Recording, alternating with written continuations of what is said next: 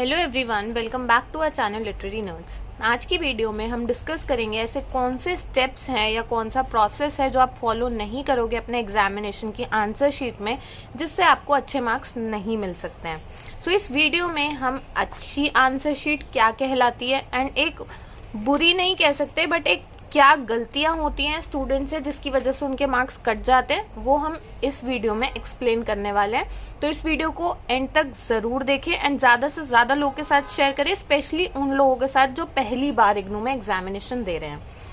सो सबसे पहले मैं जो इन्फॉर्मेशन देना चाहूंगी न्यू स्टूडेंट्स के लिए जो पहली बार इग्नू में एग्जाम देंगे, ये सबसे इम्पोर्टेंट इन्फॉर्मेशन है that IGNOU extra sheets provide नहीं करता है। तो जो भी एक्स्ट्रा शीट्स पहले प्रोवाइड की जाती थी अब नहीं करी जाती है, 2019 से बंद कर दिया गया है। इग्नू अब आपको जो भी शीट देता है, जैसे आपको ये शीट मिलेगी तो आपको इसी में ही अपने आंसर्स खत्म करने होंगे एंड वो शीट्स मोर देन एनफ होती हैं। अगर आप आंसर्स को सही से प्रेजेंट कर रहे हो तो आप वो आसानी से वाइंड अप कर सकते हो उसमें अपने आंसर्स को। तो शुरू करते हैं।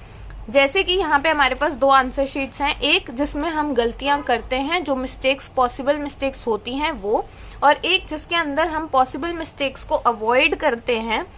परफेक्ट हम ये भी नहीं कहेंगे बट इससे आपको अच्छे मार्क्स मिल सकते हैं आपके एग्जाम में अगर आप इस तरीके को फॉलो करके अपने आंसर्स को लिखोगे।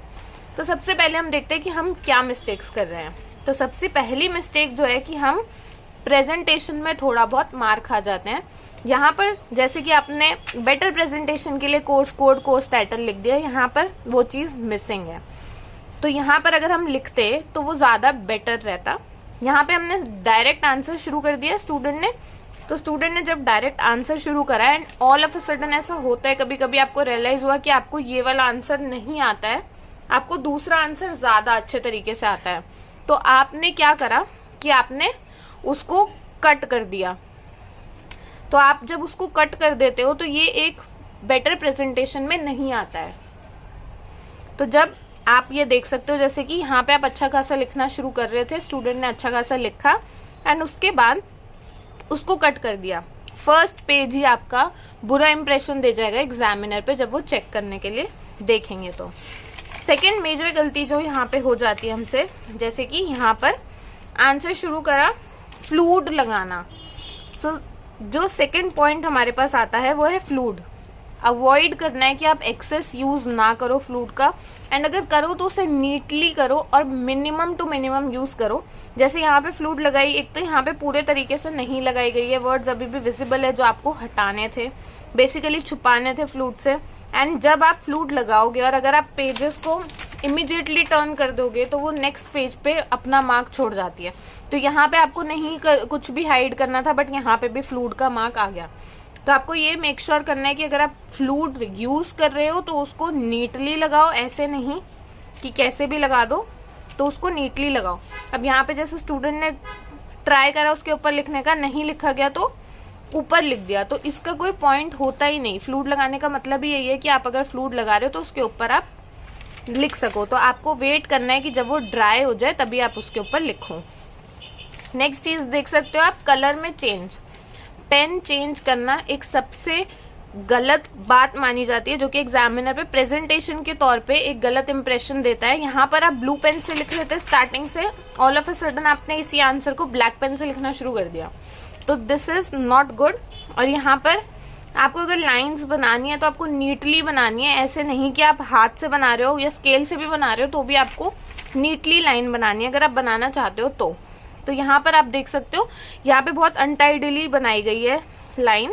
एंड नेक्स्ट, कटिंग अवॉइड करनी है आपको। यहाँ पे देखोगे आप कटिंग बहुत ज्यादा हुई हुई है, ऐसे कट करना ये बहुत अनटाइडी लुक दे रहा है, आप खुद ही देख सकते हो प्रेजेंटेशन के लिए ये एक अनटाइडी लुक में आता है।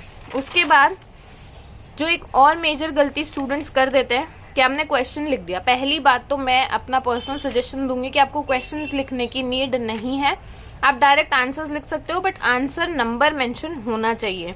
तो यहाँ पर जैसे सिर्फ क्वेश्चन लिखा और जगह छोड़ दी तो ये भी एक नेगेटिव इंप्रेशन क्रिएट करेगा, शायद आपको नहीं आता। अगर नहीं आता तो उसे अटेम्प्ट मत करो, ऐसे खाली स्पेस छोड़ो मत, क्योंकि जैसे कि मैंने आपको पहले भी बताया आपको एक्स्ट्रा शीट्स नहीं मिलने वाली अगर आप ऐसी चीजें करके आंसर्स को कट करके कि कुछ और याद आ गया और खाली जगह छोड़कर अगर ये वेस्ट करोगे तो आपको दिक्कत आएगी बाद में।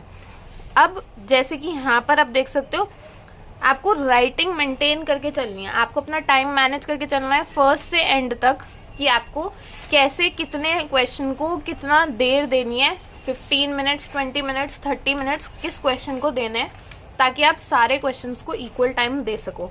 यहाँ पर आपने स्टार्ट तो अच्छी राइटिंग से किया क्योंकि आपको लगा कि आपको अच्छे तरीके से सारी चीजें आती है। एंड में जाते जाते आपकी राइटिंग इतनी रफ हो गई कि एग्जामिनर से पढ़ ही नहीं पाएगा कि आपने एक्चुअल में लिखा क्या है।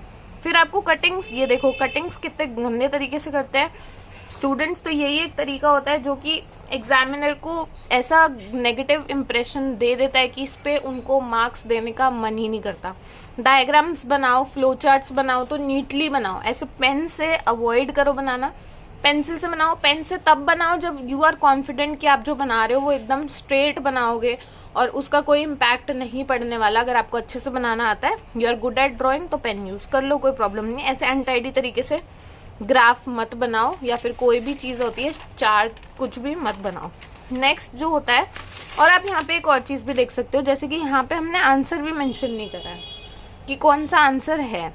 तो यहाँ पे आंसर मेंशन करना जरूरी है क्योंकि मुझे, अगर मैं चेक कर रही हूँ एग्जामिनेशन, तो मुझे ये नहीं पता चलेगा इस आंसर शीट में कौन सा आंसर है, और मैं इसको क्वेश्चन पेपर को देख के नहीं चेक करूंगी कि कौन से आंसर पॉसिबल, कौन सा आंसर हो सकता है। तो सिंपल है, मेरे लिए सबसे इजी रहेगा कि मैं इसे क्रॉस मार के इस पे 0 दे दूं। नेक्स्ट आता है आपने, जैसे आप हाइलाइटर का यूज अवॉइड करो क्योंकि हाइलाइटर जो यूज हम करते हैं वो नोट्स वगैरह में कर लेते हैं। अगर आपको अपने ईज के लिए नोटबुक में या आपके नोट्स में अच्छे से याद रखने के लिए करना है, बट यहाँ पे हाइलाइटर का यूज थोड़ा अनोइंग हो सकता है। और ओवर राइटिंग अवॉइड करो। आपको कोई चीज ब्लैक पेन से लिखनी है, ब्लू पेन से लिखनी है, अगर आपने लिख दिया तो उसको या तो फ्लूट से ठीक कर सकते हो या फिर मिनिमाइज करो। ऐसे ये एरर्स करना प्रेजेंटेशन को गलत बना देता है एंड इसी वजह से भी हमारे काफी मार्क्स डिडक्ट हो जाते हैं। अब ये आपने कटिंग्स अवॉइड करनी है जो भी है, एंड ये बहुत सारी आंसर शीट्स में देखा है, तो ये चीजें मत करना। जैसे कि कुछ लोग लिख कर आ जाते हैं, कुछ लोग पैसे अटैच करके भी आ जाते हैं कि dear sir ma'am please pass कर देना, give me good marks and all. इन चीजों से एग्जामिनेशन चेक करने वाले को कोई फर्क नहीं पड़ता। आपने जो लिखा होगा एट द एंड आपको उसी पे मार्क्स मिलेंगे, इन चीजों से कोई फर्क नहीं पड़ता है। तो अब हम जल्दी से टाइम ना वेस्ट करते हुए एक ऐसी आंसर शीट देख लेते हैं जो एक एग्जामिनर आपसे एक्सपेक्ट करता है फॉर गुड मार्क्स। सबसे पहले जैसे कि मैंने आपको वहां बताया था, तो यहाँ पे आपको हेडिंग लिखनी है। जो भी आपका एग्जाम है, कोर्स कोड लिख दो, कोर्स टाइटल लिख दो, एक बेटर अंडरस्टैंडिंग रहती है। वैसे तो आप फ्रंट पेज पे भी भरोगे, बट यहाँ पे भी आप लिख दो। फिर आप मार्जिन्स ड्रॉ कर दो ताकि एक प्रेजेंटेशन वाइज अच्छा रहे। जो हमने यहाँ पे मिस आउट करा है, यहाँ पे हमने किसी भी पेज पे मार्जिन नहीं बनाए थे। यहाँ पे एक नीट प्रेजेंटेशन के लिए बोथ साइड मार्जिन बनाया। अगर लेफ्ट साइड पे दिया है तो वेल एंड गुड, नहीं दिया तो लेफ्ट एंड राइट दोनों पे मार्जिन बना सकते हो आप। आंसर्स को प्रेजेंट करने का तरीका है, क्वेश्चन नंबर लिखने की जरूरत, क्वेश्चंस लिखने की जरूरत नहीं है, आंसर नंबर लिख सकते हो डायरेक्टली आप। आंसर नंबर चाहे फर्स्ट लिखो, चाहे थर्ड लिखो, फिफ्थ लिखो, जो भी आपको पहले आता है वो आप लिख के कर सकते हो। तो यहाँ पे अपना आंसर शुरू करा। कोशिश करो अपने आंसर्स को ज्यादा से ज्यादा एग्जाम्पल्स, फ्लो चार्ट्स, डायग्राम से सपोर्ट करने की। पॉइंटर्स में लिखो, पैराग्राफ्स में मत लिखो, ताकि एग्जामिनर के लिए इजी रहे चेक करना। तो यहाँ पे एग्जाम्पल भी गिवन है ताकि ये इजी रहे उनके लिए चेक करना कि आपने क्या प्रेजेंट किया है। सेकेंडली पॉइंट वाइज लिखिए। हेडिंग जो है वो ब्लैक पेन से, आंसर जो है वो ब्लू पेन से।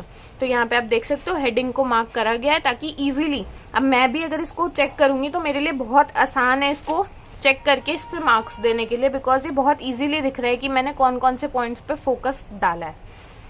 आप डायग्राम्स, फ्लो चार्ट्स अपने अकॉर्डिंग यूज कर सकते हो छोटी छोटी चीजों के लिए। पॉइंटर्स यूज करो अपने आंसर्स को लिखने के लिए ताकि इजीली हो जाए।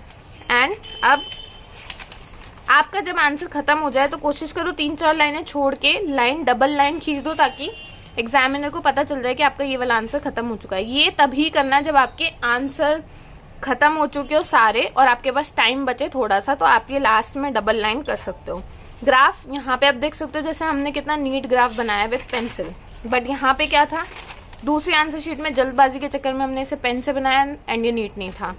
यहाँ पे आपको नीट बनाना है, डायग्राम को लेबल करा गया है प्रॉपरली, तो इससे एक अलग ही इंप्रेशन आ रहा है। ऑब्वियसली मुझे देखते ही अच्छा लग रहा है कि ये एक अच्छे स्टूडेंट की निशानी है कि उसने पढ़ाई करी है और उसको अच्छे से बनाया है। फॉर्मूलाज, डायग्राम से अपने आंसर्स को सपोर्ट करना, फ्लो चार्ट्स बनाना। यहाँ पे आंसर खत्म हो रहा है, डबल लाइन से हमने एंड कर दिया, जस्ट फॉर बेटर प्रेजेंटेशन। अब यहाँ पे हमने पॉइंट्स में आंसर लिखा, तो मार्जिन हमने हर उसमें बनाए हैं। अगर क्वेश्चन एंड हो रहा है तो हमने डबल लाइन से एंड करा है, ग्राफ्स बनाए हैं, छोटे छोटे डायग्राम्स से सपोर्ट करा अपने आंसर को। तो ये कुछ मेजर पॉइंट्स हैं जो आप अपने आंसर शीट को अच्छा बनाने के लिए हेल्पफुल रहेंगे, एंड जो स्टूडेंट्स पहली बार एग्जाम दे रहे हैं उनके लिए काफी हेल्पफुल रहने वाले हैं। तो आज के लिए इतना ही, जल्दी मिलेंगे न्यू वीडियो में। एंड अगर आप हमें असाइनमेंट्स के लिए कांटेक्ट करना चाहते हैं या फिर गेस्ट पेपर्स के लिए कांटेक्ट करना चाहते हैं जिनके भी एग्जाम्स हैं और पढ़ने का टाइम नहीं मिला है, तो आप हमसे गेस्ट पेपर्स परचेज कर सकते हैं, सैम्पल पेपर्स परचेज कर सकते हैं। उसमें ऑलमोस्ट आपका सारा सिलेबस कवर हो जाएगा एंड आपके मैक्सिमम क्वेश्चन उसी में से कवर हो जाएंगे। तो दिए गए 2 नंबर्स पर व्हाट्सएप कर सकते हो आप, और व्हाट्सएप अपने कोड्स के साथ कर सकते हो। आपको असाइनमेंट्स चाहिए तो वो भी मिल जाएंगे, सैम्पल पेपर्स चाहिए तो वो भी मिल जाएंगे। तो और कोई डाउट आता है तो आप हमें रीच आउट कर सकते हो। Thank you so much and all the very best.